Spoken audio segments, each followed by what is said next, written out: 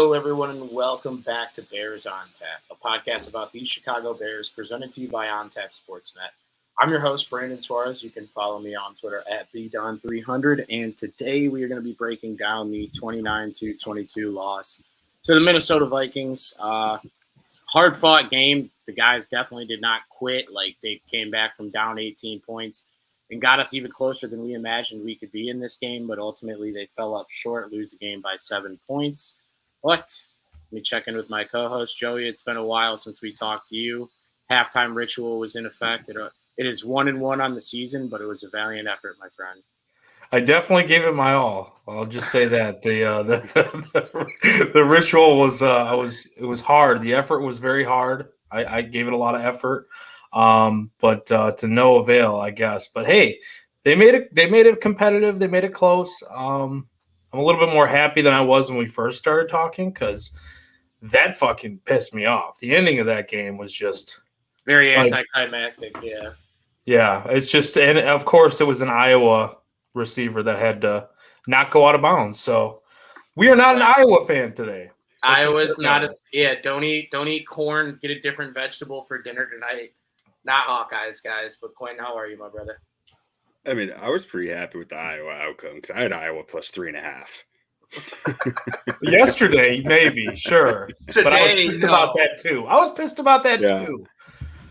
Too. But I'm doing as good as I can after that awful ending we just witnessed. I mean, you get a wide receiver room full of practice squad guys, and what do you expect? Yeah. They need to be better than that, but the Bears need to be better, more talented, more experienced players, more guys who are more ready for the moment. That's what really stands out to me right now is that there are a bunch of guys who aren't ready for the moment right now. And please allow me to reintroduce myself. I am BDon300, the insurance adjuster at the Amir Smith Marchette Insurance Agency, because he is not like I wish it was a snow game. I wish it was a cold game. Like they could just leave him out on the tarmac in the snow, like that one dude on the Lakers that they left after they won in the bubble when they won the title, and they left that dude at the fucking stadium. But they gave him the sideline. We talked about it a little bit on the pregame, or not on the pregame, but like the pre-show. And I think it was one of those things where the offense got a couple first downs. You had confidence. You had the offense working for that whole second half. That was one of the best second halves offensively that we've seen from Justin Fields in his career. I know it hasn't been a long career, but he looked good. The running game looked good when he needed to be bailed out. Monty was there. Cole Kmet was there. Like, overall, it was a good performance in the second half. Defensively, we got cooked in the first half, and then the adjustments were made, and they played a lot better. They only gave up, 7 points in the second half? Or eight points. Yeah, 8 because they got the 2-point conversion.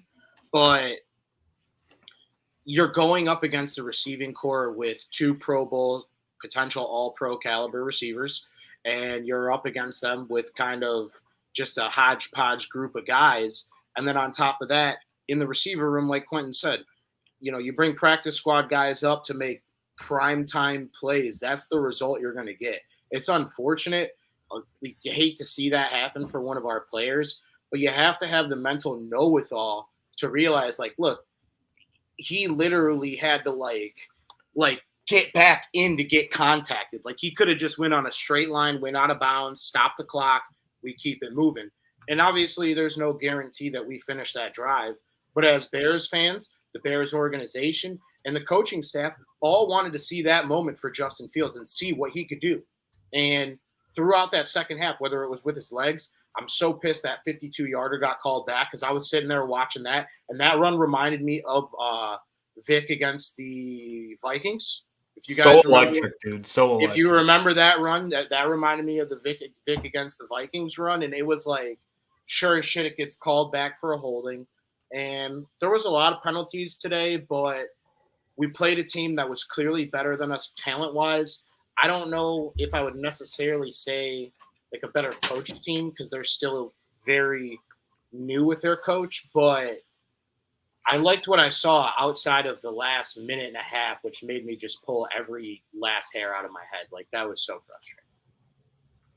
It's crazy too because you look at it and it's like I said this to Quentin, but while you were away in the pre-show too, but like they had all the momentum going, right? Like they were moving the ball pretty consistently all second half, whether it be like you said, whether it be through the air, whether it be little dump off passes, whether it be Fields taking off and running the football, like just moving the ball pretty consistently.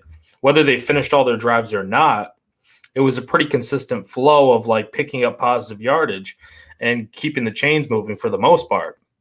So it's like you felt pretty good about, okay, ISM gets the ball right there, just go out of bounds. And it's like that's the most frustrating thing and kind of alludes back to what Quentin was saying earlier about, how just inexperienced this team is, because you can tell why this is a guy that was cut from the Vikings. You could tell why this is a guy that was not playing much for anybody, and then also just wasn't playing much here. Like why he was even in the game at that point, I don't know, but it also speaks to the lack of weapons. And Dante Pettis had, a couple of drops that got me furious earlier in the game. One of them, which, ended up wouldn't have counted anyways, because I think there was a holding called on that play. But it's wasn't like, dude, Smith Marset a running back at Iowa? That I'm not sure. I think he was mostly a wide receiver or like used in receivers, like used as a receiver mostly. I'm going to look it up while you guys are talking, because if he was a running back, it's even nastier for him to fumble on that position. But go ahead. Yeah, no, but I mean, it's just like, dude, the lack of weapons, like, you could tell why a lot of these plays too, he ends up getting flushed out of the pocket because guys aren't open. And that was very apparent today on a few different plays. But for the most part, it's like, dude, I was just getting so frustrated. Somebody make a play. And then finally, Mooney made that incredible catch, which was like one of the best catches you'll see of the season, if we're being honest. That catch was probably in the George Pickens range of like best catches this year. Hype the throw up too, though. The throw was great, yeah. The throw was great. I mean, Fields made another nice throw too when he was flushed out of the pocket that Mooney almost grabbed, but the defender kind of caught up in time. Corner of the end zone too, which he did the throw on the run there. I can't remember exactly at what point in the game that was, now that I'm thinking about it, but it was a great play. It was a great throw by Fields. He made multiple, like he showed you why.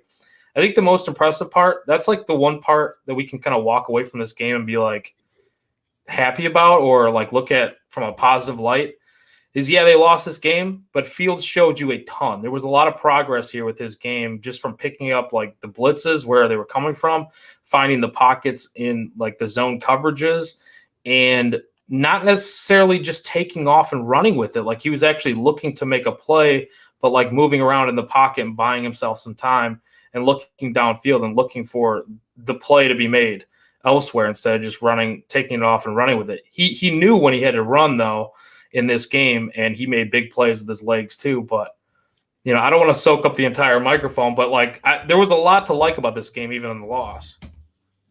Yeah, I mean, I sit here and I see 8 drives, 5 of which you came away with the score, and another one where you were approaching scoring territory when that fumble happened. I mean, you were at like the 46, so you're 10 yards out from scoring territory at least. Like if you're saying field goal, which doesn't really make sense for the situation, but that's some solid productivity. I mean, let's see, 3 of those drives were 40 plus yards.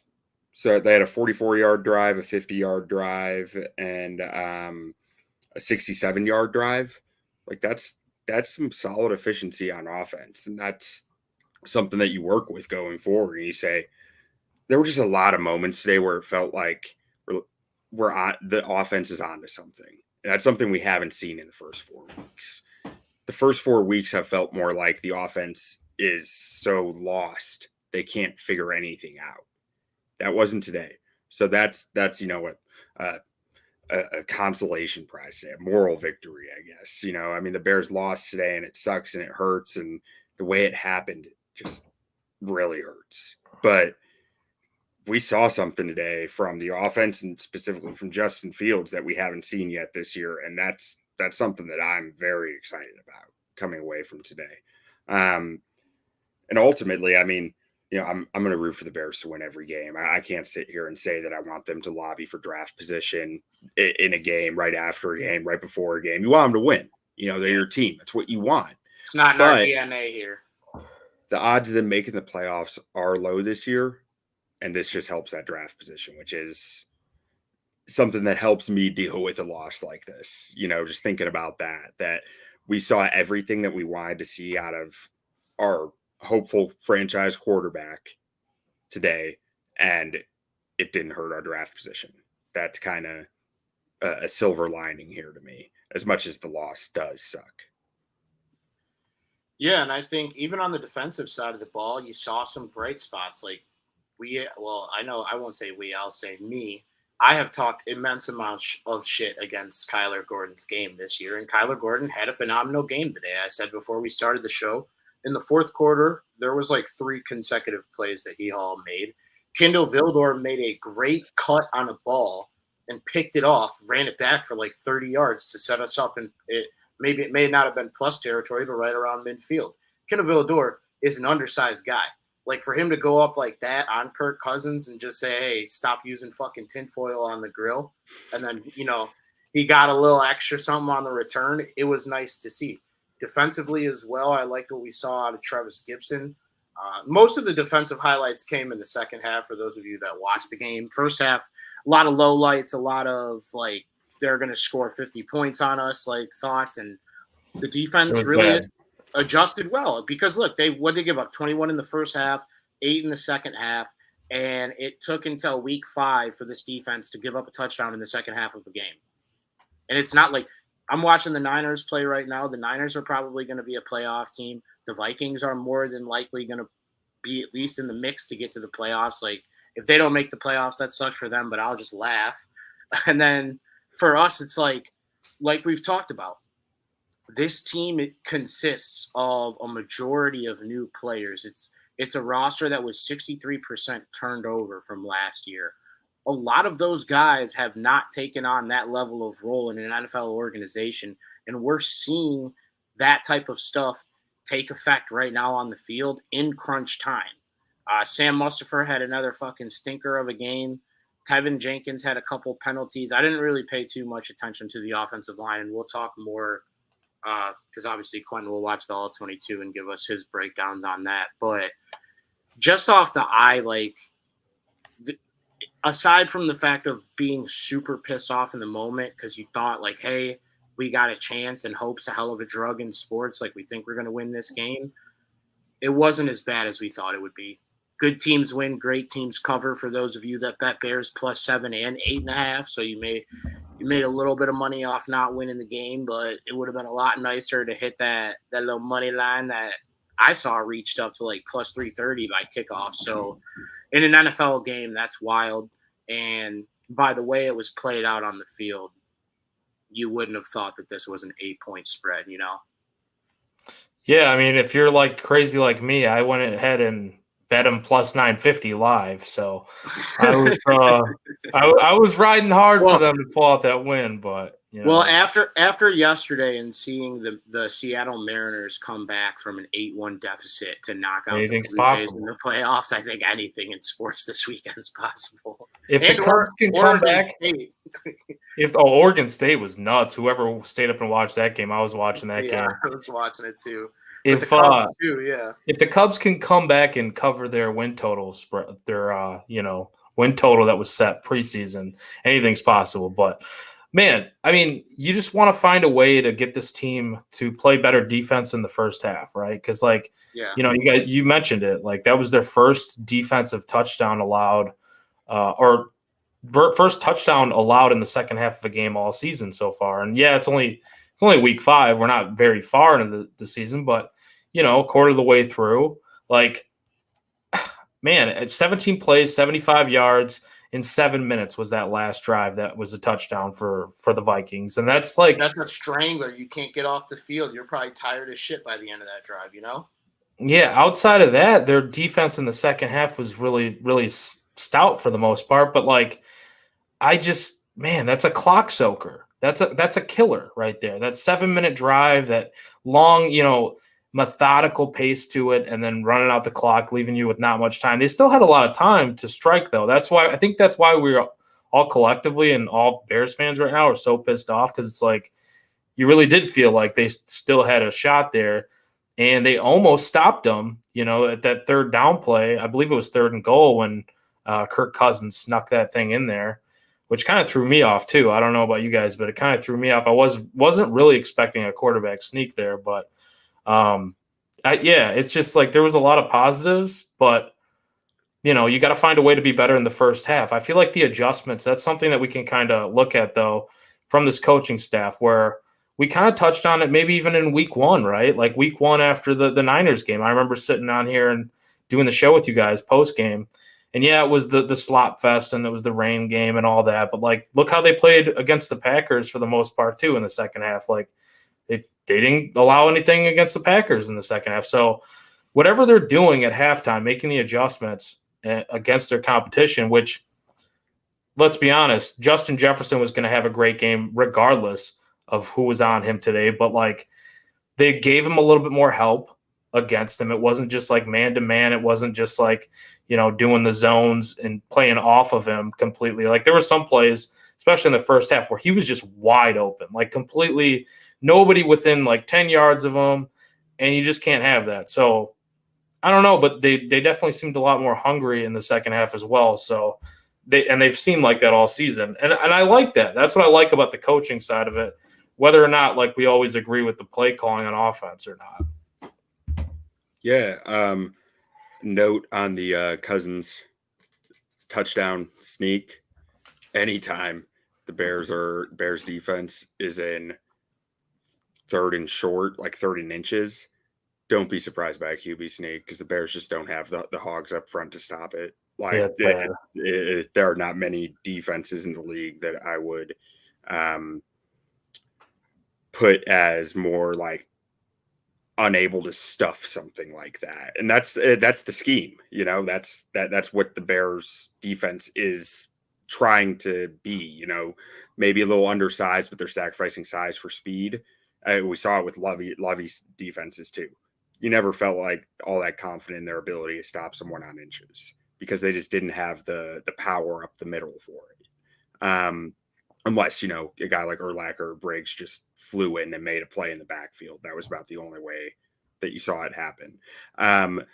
But as far as the second half adjustment stuff goes, I think I'm catching a trend here from this defense of what they do. And it's something that, again, kind of reminds me of Lovie Smith. They stay in their base defense for most of the first half, and they're beatable in the first half. That was something we saw with Lovie too. They're very vanilla, very plain. They're not going to give you anything to go in at halftime and adjust to. They're going to say, we want our talent to help us win in the first half, and the second half, we're a wild card. They don't know what they're adjusting to, so we have the upper hand in the second half. I think that's what they're doing, and keeping everything very simple, very basic for most of the first halves. And it can almost kill you like today, but that's what allows them to be so good in the second half, that unpredictability, that they have the upper hand. They're dictating what the offense is going to do, not the other way around the entire second half, which is something that I love the strategy of that. But you need your offense to be able to keep up to do it as well. Or you just need some serious horses on the defense, which the Bears don't have right now. We got a couple sea biscuits. We got a few. Like Roquan's a fucking dog. I guess what I'm saying is, without the offense, you need Briggs, Urlacher, Tillman, and Mike Brown. And then stuff Tommy Harris right in the middle too. Yeah. We don't have a defense of that level, but I think like the team is not as far off as everyone thinks. Like I was reading all the tweets for everyone. Like everyone thought on Bears Twitter that we were just going to get smoked going into this game. I contributed to it during the game because I'm like, look, dude, like they spelled David Montgomery's name wrong on his jersey. Like first play of the game, you have 10 men on the field, you get a delay a game. Like it's just like small things that as grown men that are being paid at least a couple $100,000 to be in that stadium for 3 hours on a Sunday. Just figure it out, my guy. Like, yes, there needs to be 11 people in the huddle. Yes, David Montgomery's name needs to be spelled right, and I'm not going to spell it because I might spell it wrong too. But on Sundays, you have 3 hours to go out there and for the city, for your family, for the name on the back of your jersey, put your best foot forward. And as much as it sucks to lose today's game, one thing that I can say that I'm happy with is like Bears teams in the past go down 21-3. That game is 41-3 before it is 22-21, 10 times out of 10. You know what I'm saying? So a lot of times we've seen this Bears team fold over, and I think that the Eberflus DNA does not allow that. And the way that Justin Fields battled back, like you guys talked about, was very encouraging to see that. I don't think he turned the ball over today. He had no fumbles or interceptions, correct? He fumbled. He had the one fumble on the final drive, but but we had a hard time putting that on him. The pressure was on him in a heartbeat. And we picked that one up too, so it doesn't hurt as bad. But I did say, clean game, no turnovers, 250 yards, and I got to check the numbers. Q, he might have came through. He had 47 yards on the ground, 208 in the air, and no turnovers. Let's go. There you go. Oh, was that combined? You did that combined? Yeah, I said on the pregame, I was like, I want to see 250 yards from him and no turnovers. And let's go. The expectations are so low here in Chicago. we're looking for 130 average passing yards per game at this point. So. Yeah, but and even that last drive, like I tweeted it before the last drive, like those are the type of moments you want to see your young quarterback in. I think he did well, all things considered, on the last drive. Obviously, what happened was out of his control. It's not like he can go over there and tackle Smith Marset out of bounds. And onward we go. Cool to see, though. That'd be pretty funny, yeah. If it was the Bears sideline, somebody would have had to come drag him out the club. But I need the James Daniels hit to protect his quarterback. Oh yeah, that was pretty great. Go watch that video if you haven't seen it. In the second half, Fields was 12 of 13 for 135 yards. Yeah, and you never heard that once on the broadcast because they were too busy wiping the fucking spit off Kirk Cousins' nut. Wasn't Cousins, just now that you just reminded me, that was Cousins like 17 for his first 17 or something? Yeah. Something absurd like that, yeah. Like it was at one point, I'm like, dude, like every target, they didn't have an incompletion when he targeted to Justin Jefferson until the second half. I know that. Also, go ahead, Q. And he had that comes back to the talent on the field, though. Like, not that the other guys weren't at fault in some ways, but poor Jalen Jones is an undrafted free agent starting at outside. What was he doing? They're just going at him. That all defensive holding game. Bad. Yeah, he shouldn't have been. He should not be out there. Period. And then guarding Justin Jefferson. Yeah, guarding exactly. Well, at some point, it's like if you have a guy out there, the offense. These guys are smart. They're gonna make sure they have the right matchups and they have Justin Jefferson on him. There's not a whole lot you can do as D coordinator to make sure that he's not getting matched up with that guy. There's a lot the offense can do to make sure that he is matched up with the guy that they want him to be matched up with. And that's just, it's going to happen. But that killed their pass defense today, having him out there. And I think he's a promising player. I think he has potential, but he's not there yet, and it sucks that he's starting right now. You put him against Jay Jettas. You can't put him against Jay Jettas. Yeah, that's asking a little too much. Honestly, that was the safest bet of the day. Like, I think people thought that Dalvin Cook would have been the safest bet of the day because the Bears have struggled so mightily against the run. But once Jalen Johnson, I like to call him, Mr. Lockdown so far. He puts receivers in jail. Yeah, puts them in prison. Once he was like out again for this game, it was like, oh boy, like we have yet to see a receiver like Justin Jefferson this season, and it's not like the cornerbacks strike fear in you anyways. And Kyler Gordon's, he played a pretty good game today, especially like getting to the ball, tackling and stuff like that, but he's not quite there yet. And like you mentioned it on one of the shows the last time we talked, Quentin, like him in the slot was just not cutting it. Like, it's just not really working. And I don't know. Like, he needs to be, I think, once Jalen Johnson, once he gets back and healthy, I think that's what you need to do. Like, Vildor actually played pretty decently today, yeah, especially with that turnover. But and Quinn had said earlier on the pregame show that he has been playing well the last few weeks. Yeah, I mean, Vildor, he's done a solid job. Yeah, he's bouncing back from a really rough year last year. I don't think that scheme played to his strengths, even though what's weird is it played to his strengths and according to his draft profile, when he came into the league. But I feel like his strengths in the league are not the same as what was envisioned for him out of college. He's shown to be much better as like a playing off coverage, playing zones. While his draft profile said he was more of a press man guy. Yeah. He might have been in college. Or like a nickel. Like we were thinking like a nickel press guy. He doesn't have the size to be a press man guy in the NFL. And I think he's adjusted his game to what he can win at in the NFL, which is such a huge part of sticking around in the NFL, right? That evolution as a player. That's saying, okay, I was really good at this in college at wherever it was like Mississippi Southern or something, or Georgia Southern maybe. But I wasn't facing guys like Justin Jefferson there. I mean, maybe I'd have once a year, but there have been like, I keep thinking about the game against Pittsburgh last year where Chase Claypool just dunks on him. His coverage is perfect. Like, you can't play better coverage, but Chase Claypool's 6 inches taller than him and has 50 pounds on him. There's only like you're going to get that on this level constantly if you're undersized, which means that you need to play differently. I applaud Vildor for really evolving his play and finding strengths and things that he wasn't good at when he first came into the league. And you have to think Claypool has good footwork because he's always dancing on TikTok too. So. He's a big boy too for a receiver, being as fast as he is. Bro, Joey, you remember him at Notre Dame? I think going to the NFL. I wanted him on the Bears. Yeah, but he turned into a totally different human being once he got to the league, bro. He was never as outspoken as he is now, and I honestly can blame one man and one man only. Juju Smith-Schuster. Oh, I was going to say he ruined such an innocent, great receiver and turned him into an a-hole. You know who ruined Juju though?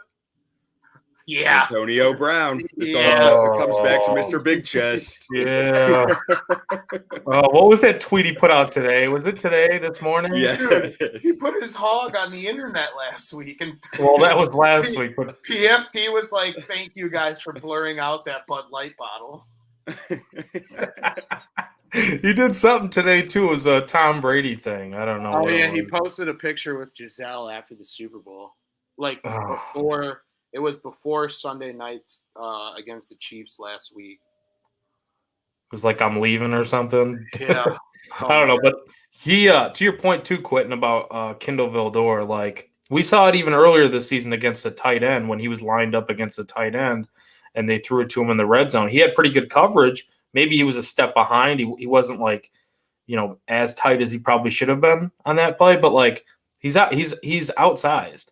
So, like, if you throw it to him, if he's matched up against even a tight end, even in the nickel, trying to play that role there, sometimes it's just not going to work. So, I don't know. Like, if Kyler Gordon can get better in the nickel and you trust – see, I don't know. Like, it just depends what scheme you're in and what the coverage calls for and what you're doing against a particular team, I think, how you use Vildor. Because, like you said, he hasn't been terrible, and he was pretty good today again. And, like, I was looking too before this game. Between him and Kyler Gordon, they had 5 penalties called against them in the first 4 games of the season. And some of those, they can get offset, they can get taken away, but that was just kind of what the numbers showed. And that's not good. Like when you have 2 cornerbacks that have 5 penalties called against them, it was one of the tops in the league as far as like a combination of cornerbacks go that I was looking at. So, like, even if they're not getting torched for a ton of yardage, they're getting beat and then getting penalties, forcing penalties or however you want to say it, getting penalties called against them, which also hurts the defense. So just getting better. Like looking at the improvements from Kyler Gordon. I mean, he's a rookie, right? Corner is one of the most difficult positions in this league to learn. And in any sport, dude, in any sport, cornerback, you are tasked with backpedaling against monsters that run 4.44 dude, for an entire afternoon. Best athletes on the field. It's backpedaling at that speed. And then I know this isn't a requirement, but then they also ask you to tackle. It's up to you on whether or not you want to.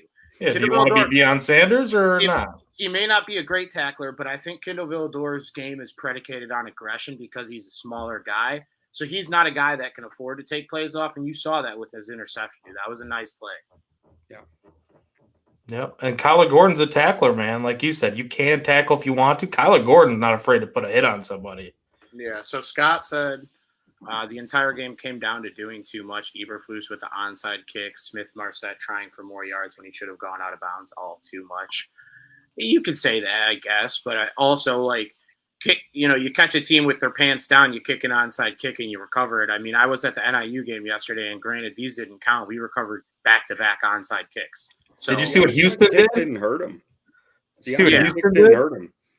Yeah, because they didn't even Minnesota tried a 51-yard field goal that was blocked. It's like, I mean, the onside kick didn't impact this game. I loved that call.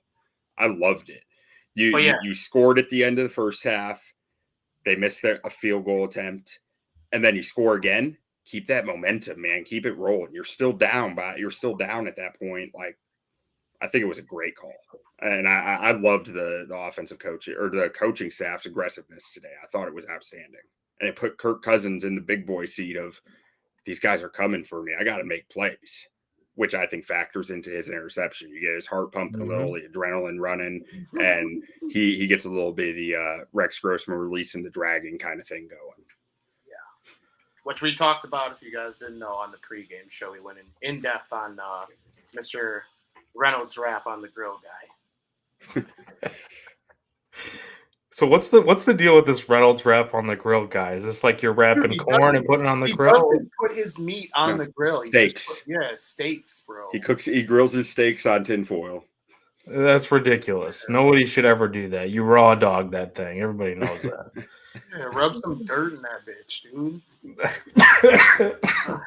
It caught me when I was hit by vape. All right. All right, let's go. Man. Oh, go ahead. No, I was just gonna say though, like I feel like, to Scott's point there, you could say that maybe there were some situations where I try to do too much, but like for the most part, it starts with your quarterback, and I think for the most part he didn't try to do too much. Like, and that's like, but like also not just like tucking his sack and like running the football like he normally does. Like we've seen this season, right? He just pulls it down. I think that's what I was saying earlier in the show too. Like, he tried to buy himself a little bit of time. He kind of manipulated his feet, I thought, a little bit better within the pocket to buy some more time, even when the line protection would break down, which we saw multiple times in this game. Sam Mustipher needs to be strapped to a rocket ship and blasted to a different planet. Like, he needs to go. I'm sorry. I know he's a Notre Dame alum. I root for him, and I root for the Iowa guy. But both of those guys should be left on. What did you say, beat on? Left on the tarmac?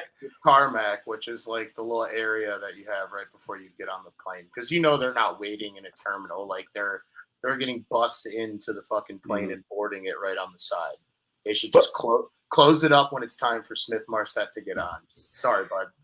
The reason why, too, is because you're telling me Sam Mustipher, there's not a practice squad guard that's better than Sam Mustipher at center that you can slide Lucas Patrick at center. I don't know how he's still on the field at this point. Like the botched snaps, the missed like blocks, it's getting to a point where if we all see it every week, week in and week out, what does he do in practice that separates himself from everyone else that keeps him on the field? Like, that's what I want to know. We don't see these practices, but like, is he just like a practice all-star? Like, what's going on here? He's got to have dirt on Ted Phillips. That's the only way. The thing that's got a little bit of his beans. That's interesting to me with Mustipher this year is, like, in the past he was sold as, it's high IQ. He's smart. He gets the line calls right and that stuff. Justin Fields is making the line calls this year. And he's snapping it when he's making the line calls. Like he's Yeah. snapping the ball while he's trying to make the line calls. While Like Fields you can see his head is looking through his legs at Fields while Fields is making the calls. You can't when your head's looking through your legs, you can't see what's in front of you. You're not inspecting and calling it out. You know, and I mean, I don't know, maybe Lucas Patrick is helping with some of them there, but I mean, he's not making the line calls, and that's really what his strength was sold to us as. I am beyond perplexed as to why we have not seen Riley Reef at all. Good point. This year. I think he's the best offensive tackle on this team. There's your Iowa guy right there. There's your Iowa guy. And I know he's like 35 or something, but he was solid for Cincy last year. Not great. I mean, Cincy's line was awful last year, but he was one of their better linemen on it. And I think he's the best offensive lineman on your roster, and you haven't seen him. Not to say that Borum played a bad game today. I think he was okay. But Borum has experience playing guard. I've never watched the tape. I don't know if he's any good at it, but he has experience playing guard. I'd be interested to know, are they considering Patrick at center, Borum at left guard, and Reef at right tackle? Because I don't think they're going to move off Braxton Jones at left tackle. I think they want to ride that out as long as they can to see what they have there. Too much Riley Reed, not enough Riley Reef. And for our listeners, a homework assignment for you guys. Oh, no. No, get your mind out the gutter. This was before I thought of that one. Go out in your yard, grab a football, grab a friend, and try to call out line snaps while you're literally with your head between your legs trying to also snap the ball to your friend. And then we can go from there. But center is also a very hard position too, because like you said, you're essentially the captain of the ship up front. And then on top of having to block 300-pound men that literally want to rip your quarterback's head off his neck, you have to get the snap perfectly and get in position to make that block. So it's a tough position to play. You have to make sure you have the best guy possible out there on the field playing. You can't get by with the chicken shit center. I can't say that 10 times quick, but Sam Mustafer went to Notre Dame. I want to see him do better. But the fact of the matter is he is an awful NFL player, and he's an awful NFL player on my team. So that's like a double whammy. It is a terrible weekend to be a Bears podcast that also supports Notre Dame and Iowa. So I don't know. Did your Texas teams do anything this weekend, Quentin? Did Tech win? Texas Tech lost to Oklahoma State, number 7 Oklahoma State by 10, and our sophomore quarterback put up 31 points. So I was pretty happy, even though they lost. See, you at least root for one team that offensively doesn't perplex your mind. And yeah, last night I think that's a big reason why I went to Texas Tech, because they ran the Mike Leach air raid offense. I was like, 50 points a game is dope. I've never seen that before. You know, that's the worst part about me being an Iowa and Bears fan. You get the worst of both worlds. So one Mike Leach bit, and then we'll do players of the game, and then I got to roll out because I got to go to work. But this morning I was watching, just doing my morning poop roll through Instagram, and it was like a video of Mike Leach on the sideline, and Marty Smith from ESPN, real distinguished sideline guy, and he's walking with him to the locker room, and he asked Mike Leach about coffee, and he's just like, "It's awful. I hate it. It tastes terrible." He's like, "How do you have it?" He's like, "Black, and I take it down in one shot because it's awful." And then he said something. Marty Smith asked him about. He's like, "So what about the experience?" And I'm imagining Marty Smith getting a venti blah blah blah blah blah latte from Starbucks, and not just a black coffee football coaches probably all drink. And Mike Leach he's like, "No, it's about the results, not the process with the coffee." He's like, "I don't enjoy drinking it." But back to our game, as much as Mike Leach is a national treasure, and if he was an NFL coach, dude, I'd lobby for him to be our coach any day. But we'll go around the room. We'll go offensive, defensive, and we'll do special teams today too, because we saw some good special teams plays as well, players of the game, and then we'll roll out. But it's not going to be long before we're back with you guys, because we play against the Washington Commies on Thursday night, and Carson Wentz is fraud ass. So Joe, you go first. For offense? Yeah, we'll just do all three. Fields is the obvious answer. Yeah, well, that's the obvious answer. I'm not going to give that. I think Montgomery coming back from the injury today, what he was able to do in the receiving game, I think that was huge, especially on some of those like short little dump offs. He was making plays after the catch. I mean, like juking guys out, getting extra yards, picking up some long first downs with some of those short passes that he extended. Um, I think Montgomery is my player of the game on offense, and then the touchdown too. He obviously had the touchdown. Go all three. Go all three. Defense and All special teams. Oh boy, special teams. I don't know if I have one. I guess Santos, Yeah, Carlos Santos. that was Well, like I guess that I was could have went with the literally block too, but that was literally me trying to slide the Cairo Santos suckfest into our show. And you all just, right. Well, it's always there. Santos, what did he have? How many field goals did he have today? Because I definitely cashed that too. I think he had 2 or 3. Two or But three. All I needed was two at plus money. So let's they go. weren't easy field goals though, you know.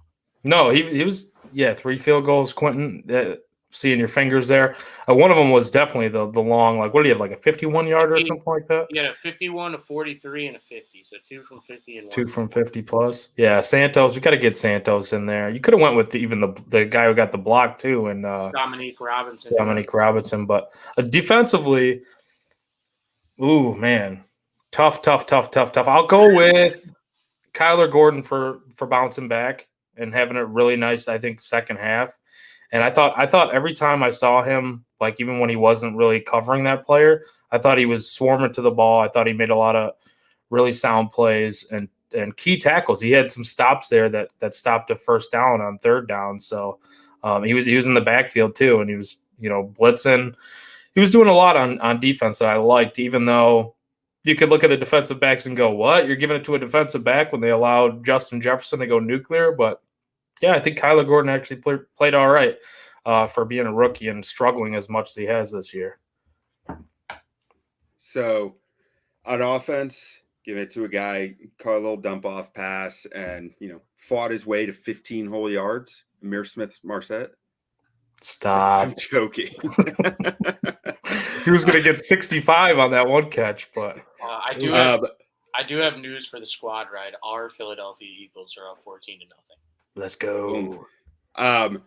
So I'm going with the obvious one because this is the first time all year. I feel like the obvious choice is clearly deserved, and that's number 1, QB1, Justin Fields. Came in today against a pass defense that was struggling indoors. He needed to show out. There were no excuses that could be made today. There was nothing that you could have said got in the way. He needed to perform, and he did. He showed up. He put out some big plays, made multiple big time throws. I mean, the stats aren't even out yet on that, but I just the eye test. Multiple big time throws, navigated the pocket well. He stepped up in the pocket multiple times, scrambled out through the pocket, even took a sack through the pocket, which is the hardest part. Like early in the game, he stepped up in the pocket and got wrecked, but he kept doing it. He trusted that process that it would be there eventually. And that's a huge step to me. I need that first portion clipped where you talked about he was in a dome. Bring us our goddamn dome and put us in Arlington Heights because Justin Fields plays better in a dome. But continue. I mean, every QB is going to play better in a dome. Every QB is going to be better without the effects of the weather. On the 2 drives at the end of each half, Justin Fields was 4 of 5 for 78 yards and took a sack. That's huge to me. He was moving the ball in the 2-minute drill fairly easily outside of that sack, which was, I mean, the pass protection fell apart. It was a blitz. Maybe he should have gotten the ball out faster. Maybe he had a hot read. Maybe he didn't. I don't know. I need to go watch the film on it. But Fields put together such a great effort today. This might honestly be his best film as a pro today, which is just very encouraging. Against a bad defense, yeah. But the film, I feel like, is going to be very, very favorable. And the process that he was going through is going to be very favorable, I think. Very strong film from this game, I'm expecting, and can't wait to watch. On defense, I'm going with Kindle Vildor. made a big red zone run stuff late in the game. I mean, it didn't end up mattering because they scored the next play, but I mean, he showed some grit on that play, made the big interception from Kirk's cousin. Outstanding play. And just like I was saying earlier, I see what you did there, Kirk's cousin. yeah, the way that he's evolved his play to fit a zone, which is where he needs to be as an NFL player because of his size, I applaud it. I appreciate it. And I think this is a scheme that he can excel in. Like, think about Tim Jennings back in the day. Ooh. Took a few years with the Colts to get his feet, started getting some starting snaps with them, came to the Bears, really started to excel after that, like around 4 or 5 years in the league. That's the ideal scenario for Kindle Vildor, I think. I mean, it's nowhere close to a sure thing. It's nowhere close to, I'm not saying that they're like, it's going to happen, but that's the roadmap that you're putting out there for him. You know, that's what that would be the ideal scenario. And then on special teams, it's Kyler Gordon. That punt was great. It was a great display of his functional athleticism, his bend, the way he's a freakish athlete when it comes to the way that he can stretch and bend, and his agility and all the dancing stuff and martial arts that he's done in his life really shows up with that. And I thought on that play it was a huge reason why he was able to get to that kick to block it. Yeah, and then for me, I mean, it goes without being said. I put the jersey on before the last drive, like hoping that it would bring the good vibes, but Amir Smith-Marset ruined my Sunday, and Justin Fields is still my player of the game because you never change mid-game unless everything's going terribly. Yeah. What are you doing? You do the ritual. You don't even change. You just do the ritual. In my defense, I had to change because I went to the store and had to not look like such a shitbag because I was wearing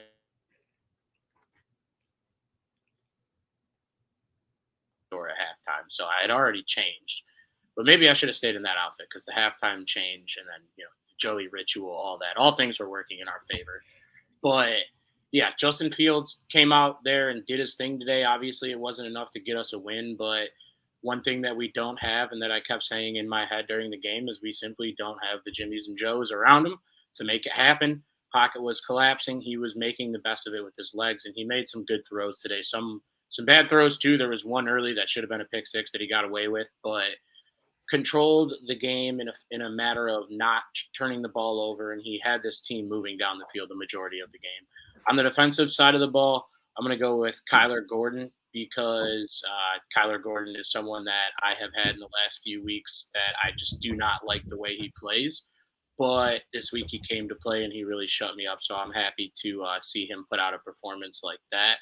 And then on special teams, I'll go Cairo Santos just because of the nature of the kicks that he was making.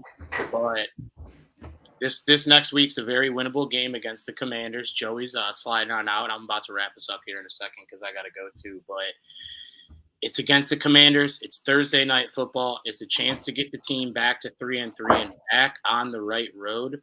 We have to find a way to win a football game on Thursday, and we'll be back with you guys in the middle of the week to preview that game with the Washington Commanders.